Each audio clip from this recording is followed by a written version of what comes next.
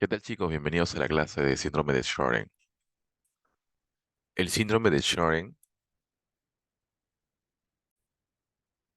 también conocido como síndrome seco, es una enfermedad autoinmunitaria sistémica que afecta principalmente y en un comienzo al sistema glandular. El síndrome de Sjögren predomina en mujeres de una forma muy grande en comparación a los hombres. Es de 10 a 15 cada hombre. Entonces, si es que te viene un caso clínico, lo más común que te aparezca que sea una mujer entre la cuarta y quinta década de vida, entre los 30 a 40 años, en otras palabras, es la aparición de esta enfermedad, el pico, ¿no?, de incidencia. El síndrome de Sjögren puede estar asociado a otras enfermedades autoinmunes, como el lupus, y ahí se conoce como síndrome de Sjögren secundario. Pero si es que está solo, sin ninguna asociación a otras enfermedades, es el síndrome de Sjögren primario. Dentro de los factores predisponentes, recuerden, siempre hemos mencionado que en las enfermedades autoinmunes hay factores genéticos y factores ambientales.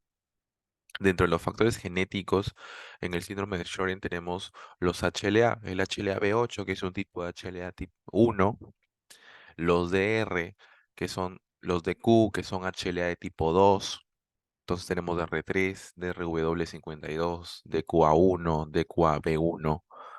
Esos últimos cuatro son HLA de tipo 2. El primero, que es el B8, es tipo 1. Entonces tenemos una predisposición genética. Hay otros genes que no se asocian con los HLA, sino se asocian más que todo con las citocinas, como un gen relacionado al interferón 1, como el STAT4, un gen relacionado al factor de necrosis tumoral, como el TNF-SF4, etcétera. Pero el paciente, si es que presenta mutaciones en estos genes, tiene una predisposición genética, pero se tiene que sumar sí o sí los factores ambientales.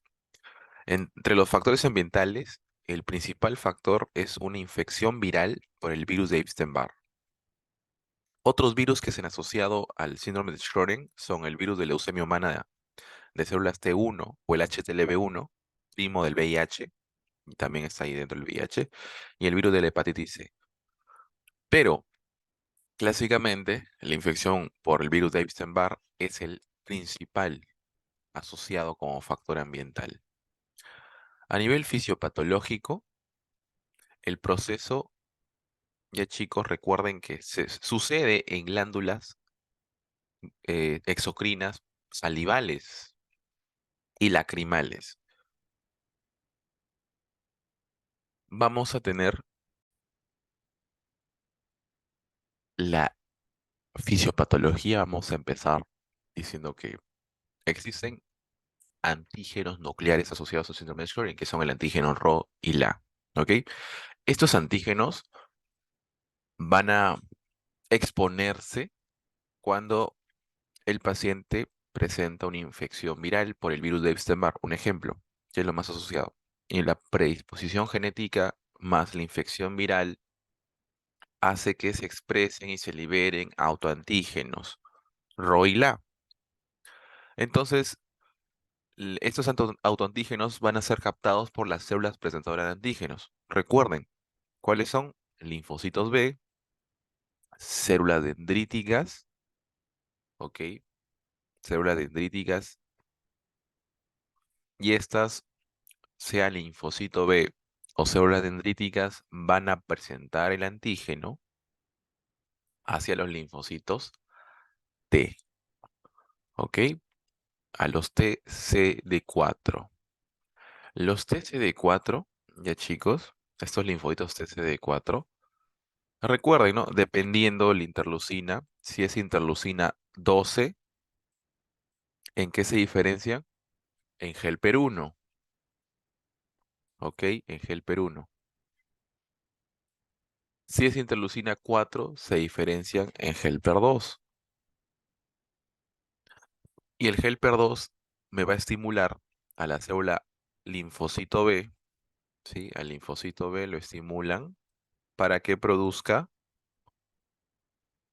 células, perdón, para que produzca anticuerpos por medio de las células plasmáticas. Entonces el linfocito B se hiperestimula en el síndrome de Sjögren por medio del linfocito T helper 2 CD4 y se produce un montón de autoanticuerpos que principalmente son el RO y el A, pero también existen los ANA y el factor reumatoideo positivo en estos pacientes. ¿Ok? Entonces, la hiperestimulación del linfocitos B hace que el síndrome de Sjögren se relacione como un factor de riesgo para linfoma no Hodgkin de tipo B. ¿Ok? Entonces, recordar así es la fisiopatología. Eh, Estos anticuerpos, el mismo linfocito T helper 1, hacen un infiltrado inflamatorio crónico lleno de linfocitos macrófagos, de células plasmáticas, de múltiples acúmulos de linfocitos B principalmente dentro de las glándulas, ¿ok?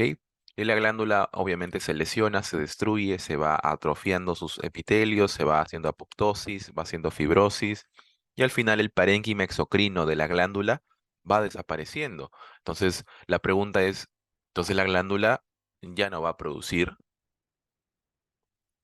sus secreciones. Si es una glándula lagrimal, ya no produce lágrimas. Si es salival, ya no produce saliva. Y eso va a dar la clínica glandular característica del síndrome de Sjögren. A nivel anatopatológico, recuerden, va a haber un infiltrado linfocitario alrededor de los ductos de las glándulas. Va a haber una hiperplasia de los ductos que obstruyen a su vez a los ductos. Hay una atrofia del parénquima acinar. Los acinos son las agrupaciones de celulitas que contienen las células que son las que producen la secreción. Entonces, esa va a haber atrofia, puede haber fibrosis. Se va a reemplazar el parénquima con grasa o con tejido conectivo. ¿Ok? Entonces, la glándula, en otras palabras, se fibrosa, pierde todo su parénquima, que es el tejido funcional, y ya no produce secreciones. ¿Eso qué produce o qué consecuencia hay? Que las lágrimas no haya, el ojito se seque y pueda hacer una erosión y úlceras corneales, ¿ok? Queratitis corneales o úlceras corneales por la sequedad también predispone a la infección. Eh, la ausencia de saliva, la ausencia de saliva produce en el paciente fisuras, úlceras también en la mucosa oral. Y la ausencia de glándulas o secreciones nasales puede producir ulceraciones y perforar el tabique nasal en los pacientes con síndrome de Sjögren. Acá tenemos un infiltrado linfocitario alrededor de los acinos que se están lesionando, ¿no? Igual aquí, esta es una biopsia, eh, nada más así para que sepan un poquito. Esto acá es un acino, contiene las células que producen la saliva, un ejemplo, ¿no? Entonces, todo esto acá que ven puro puntito morado es el infiltrado de linfocitos. Esto es anormal, pues, ¿ok? Todo esto acá son linfocitos, ya chicos.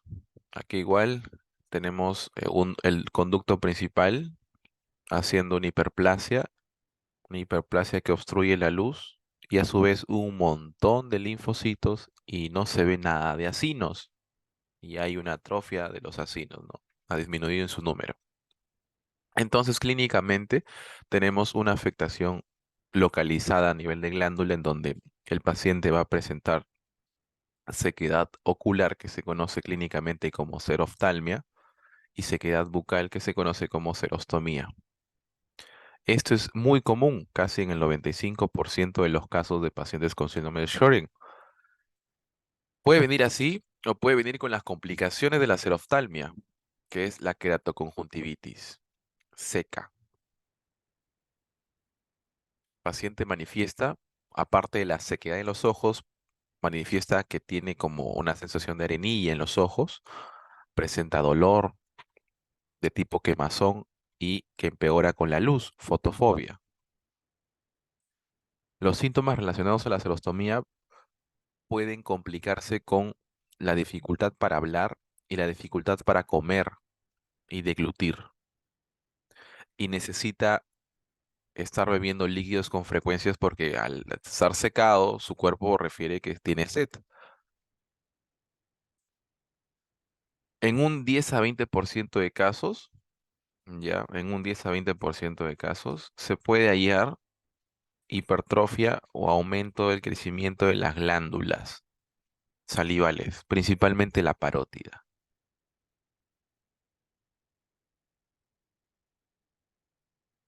Otros síntomas relacionados con la sequedad de las glándulas son la tos seca, en la sequedad de glándulas respiratorias, de las vías respiratorias, la sequedad de las glándulas de la piel, serodermia, la sequedad de las glándulas nasales, sequedad nasal, y la sequedad de glándulas vaginales, como producen sequedad, producen dispaneuria, que es el dolor durante el coito o las relaciones sexuales en la mujer. Pero también, recuerden, habíamos dicho que es una enfermedad sistémica, no solamente se encuentra localizada en las glándulas, también hay manifestaciones extraglandulares o sistémicas que están presentes en un más del 65% de casos. Es normal, es común que no solamente las glándulas estén afectadas. A nivel osteomuscular, lo más común, las artralgias, pero también en ocasiones puede haber artritis, ¿ok? Entonces, recordar, artralgias, artritis. ¿Qué más? Como síntomas constitucionales puede haber astenia, fatiga, fiebre, ¿ok? A nivel de piel, fenómeno de Raynaud. Habíamos dicho que este es un fenómeno muy común en el lupus, en la esclerodermia y aquí en el síndrome de Sjögren. A nivel respiratorio me puede dar una enfermedad pulmonar intersticial difusa que se manifiesta con tos seca, con serotraquia, ¿ok? Sequedad de la tráquea. Y acá está, ¿no? Lo que habíamos dicho. ¿Qué más? Afecta el riñón, ¿ok? Me puede dar una nefropatía. Ya chicos, el síndrome de Sjögren se asocia con algunas glomerulonefritis. A nivel del sistema nervioso, neuropatías periféricas, comúnmente. Y a nivel digestivo, la sequedad de las glándulas producen estreñimiento, producen disfagia. Ya se puede asociar con una enfermedad autoinmune que es la enfermedad celíaca. O se puede asociar con la pancreatitis autoinmune. Entonces, recuerden que habíamos dicho que había una hiperestimulación de linfocitos B y esto asociado a la producción de adenopatías, ¿no? Hay adenopatías también, ya, eso anótenlo.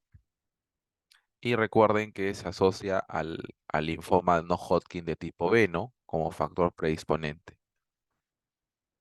A nivel de articulaciones, artritis y artralgias. Lo más común es que sean artralgias. Puede haber miositis, puede haber mialgias también. Lo más común que es el síntoma de mialgias. En la piel puede haber vasculitis o eritema anular, ¿ya? A nivel de sistema nervioso periférico, neuropatías. Pueden ser multi, perdón, poli o mono. Si es mono, lo más común, neuralgia del trigémino. A nivel del riñón, tenemos nefritis intersticial asociado al síndrome de Sjögren, ya nefritis intersticial crónica o una glomerulonefritis. ¿Ok? Dentro de la glomerulonefritis, la nefropatía membranosa. ¿Ok? La nefropatía membranosa se asocia como causa secundaria al síndrome de Sjögren. Y recuerden que clínicamente la nefropatía membranosa nos da un síndrome nefrótico. ¿Ya? Entonces, punto importante ahí. En los pulmones, recuerden el EPIT, ¿ok? El EPIT y la serostomía, perdón, la serotraquea, ¿no? Ya. Estos son los síntomas sistémicos. Dentro de los criterios diagnósticos de síndrome de Sjögren, necesitamos al menos cuatro de los seis que vamos a mencionar, e incluyendo dentro de esos cuatro el criterio histopatológico o inmunológico. ¿Ok? Cualquiera de los dos, pero tiene que estar dentro de los cuatro de los seis para definir síndrome de Sjögren. Primer criterio, la presencia de síntomas oculares. Entonces preguntamos al paciente si es que ha presentado molestias diarias y persistentes de sequedad ocular durante más de 3 meses. Si ha sentido sensación de arenilla en los ojos, si utiliza actualmente o le han recomendado utilizar lágrimas artificiales. ¿Ok? Entonces, si ahí sí, se cumple un criterio. ¿Qué más? La presencia de síntomas orales. Uno, sequedad bucal, más de 3 meses. Que hay aumento del crecimiento, ¿no? De una glándula salival o que ingiere a menudo líquidos durante las comidas. Porque si es que no ingiere líquido durante las comidas, tiene disfagia o tiene dificultad para deglutir. ¿Ok? Sí, se cumple un criterio. Síntomas, ¿no? Ahora vamos con los signos oculares. Acá en los signos oculares ya optamos por exámenes auxiliares, pruebas diagnósticas. ¿Ok? Dentro de las pruebas diagnósticas tenemos dos en pruebas oculares. La prueba de Schirmer y la tinción corneal con rosa de Bengala.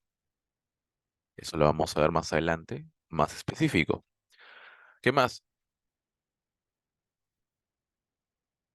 Otro criterio es si es que alguna prueba, ¿sí? Sale positivo de la afectación de glándulas salivales. ¿Qué pruebas?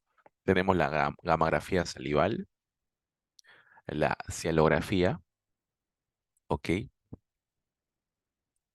Y a nivel de histopatología, ya chicos, más que todo la biopsia de la glándula que tenga una clasificación más de grado 3 según la clasificación de Mason.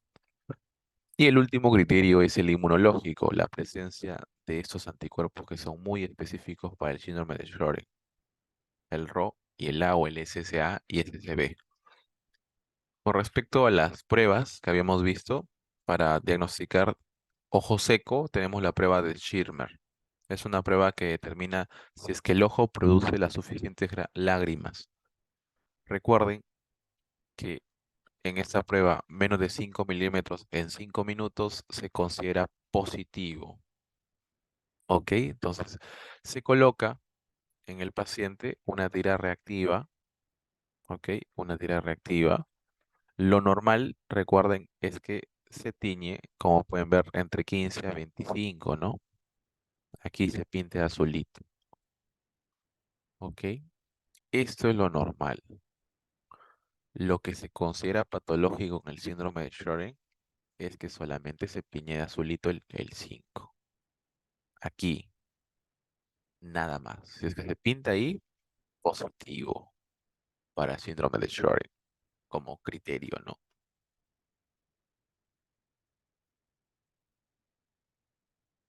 Luego tenemos la tinción corneal con rosa de Bengala.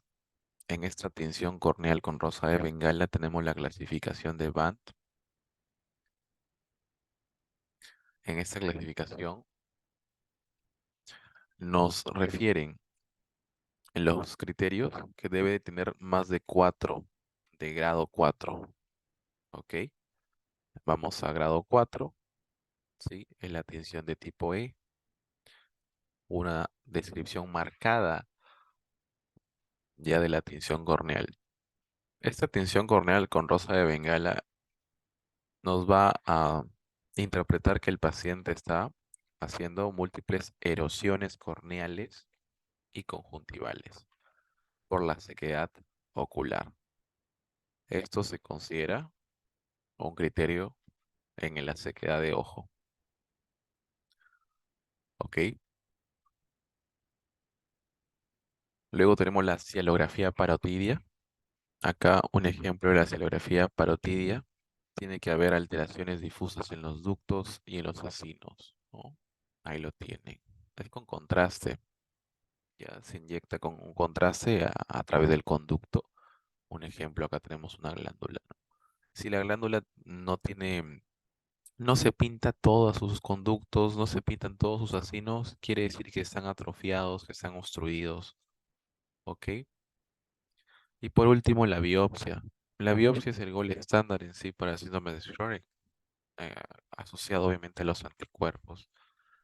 En la biopsia, chicos, nos guiamos de los criterios de Mason.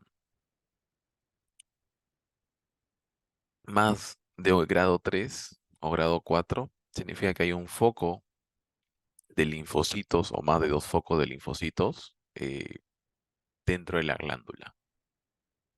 Un foco de linfocitos se define como un agregado de más de 50 linfocitos, ¿ok? O sea, un ejemplo, acá hay más de 50 linfocitos. Acá tenemos un foco, ya sería grado 3, ¿ok? Entonces ahí ya hemos diagnosticado en esta biopsia. Entonces, mi paciente con síntomas de ojo seco, síntomas orales, con su test de Schimmer menos de 5 milímetros en 5 minutos, le hemos solicitado autoanticuerpos ROLA, salen positivos, ¿ok? Obviamente, ya tenemos con estos cuatro criterios síndrome de Sjögren. Si que tú quieres hacerle pruebas avanzadas como el test de Rosa de Bengala, va a salir positivo. La gamografía, la medición del flujo salival también es un criterio que no le hemos mencionado. Ya, también se puede realizar una medición del flujo salival. Este es el criterio, ¿ya? Y la biopsia que sí le hemos mencionado, ¿ok? Estos de aquí, chicos, son criterios diagnósticos. Recuerden que también hace algunos años ha salido eh, el índice de actividad sistémica del síndrome de Sjögren, ¿ok? Que se conoce como las letras SSDAI. Existe, ha sido publicado por la EULAR, la Asociación Europea de Reumatología, y consta de 12 dominios, 10 dominios netamente clínicos y 2 biológicos, ¿ok? Recuerden, 2 biológicos, 12 clínicos. En los dos biológicos, más que todo son hematológicos y biológicos, ¿no? Biológico propiamente dicho. Entonces, aquí les he colocado la tabla original, ¿ok? De este índice de actividad sistémica. Tenemos los dominios, dominio constitucional, la actividad depende según los criterios, ¿ya? Ausencia de síntomas es 0 puntos. Una fiebre en este rango, ¿ok? 3 puntos. Una fiebre mayor de 38,5, 6 puntos. O una pérdida involuntaria de peso más del 10%, 6 puntos. ¿Ya, chicos? Ahí tenemos según el puntaje. Vamos ahí explicando también el aparato linfático, ya, linfodenopatía más de 1 centímetro en cualquier región y más de 12 a nivel inguinal, 4 puntos. Más de 2 centímetros en cualquier región y más de 13 en la región inguinal, 8 puntos. Si es que existe un linfoma de no-Hodgkin de tipo B, 12 puntos. ¿Ok?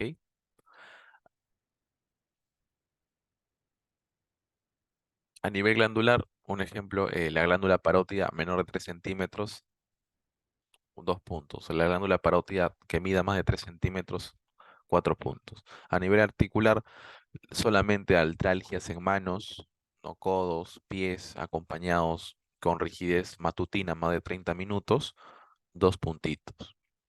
¿Ok? Artralgias, ¿ok? Artralgias. Artritis, o sea, tumefacción, eritema, dolor, esos tres tiene que haber, no solamente dolor. En más de 1 a 5 articulaciones, 4 puntos. Más de 6 articulaciones, 6 puntos. ¿Ok?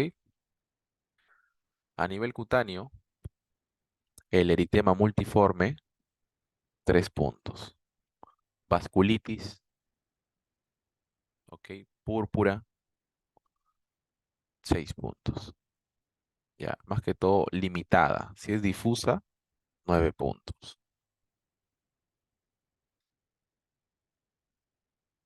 A nivel pulmonar,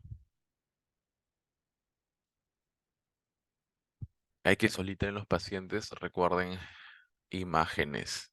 Ok, siempre sus exámenes auxiliares soliciten imágenes para ver si es que no tiene un EPIT, ya una enfermedad pulmonar intersticial difusa con patrón retículo nodular. Igual a nivel renal, solicitar proteinuria o proteína en orina de 24 horas, examen de orina completo, creatinina, urea, para sacar la tasa de filtración glomerular. Ok, a nivel muscular, hay que solicitar ¿qué cosa? La creatinina quinasa. Ya, recuerden, esto es muy importante para sus exámenes auxiliares. Soliciten creatinina quinasa, la CK,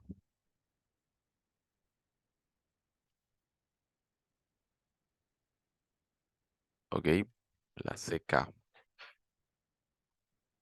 Eh, a nivel del sistema nervioso periférico, ¿sí? Si es que el paciente presenta síntomas eh, neuropáticos como dolor, parestesias de tipo neurálgica, el dolor, acá lo tienen, ¿no? El puntaje de chicos. En el sistema nervioso central, eh, la presencia de vasculitis con accidente cerebrovascular son 15 puntazos. Luego tenemos a nivel hematológico la presencia de neutropenia, de anemia, de trombocitopenia, de linfopenia, sí, todo un montón de penias. Eso de ahí va dependiendo del puntaje, dependiendo del valor, ¿ok?